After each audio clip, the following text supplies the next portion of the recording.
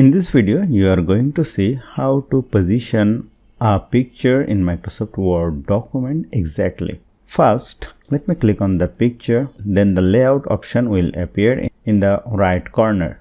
Now click on over here, you have to choose one of this text wrapping option. There is various options. Let me select this one in front of the text. Then the picture will appear in the front of the text.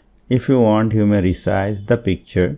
Click on right button, go to size and position. Go to position and click on absolute position. To align the picture, click on over here column, and if you want to position it with the margin or the page, let me choose page, and over here again choose page. Now remove this distance, just write here 0 and the 0 and click on OK. Then the picture will position in the top left corner exactly.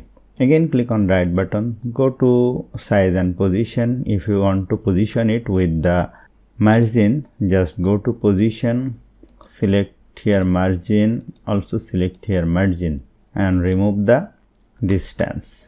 Right here 0, click on OK. Then the picture will position in the top left corner. So hope you found this video helpful. If you like this video, please share this video with your friends and family, and don't forget to subscribe. Thank you.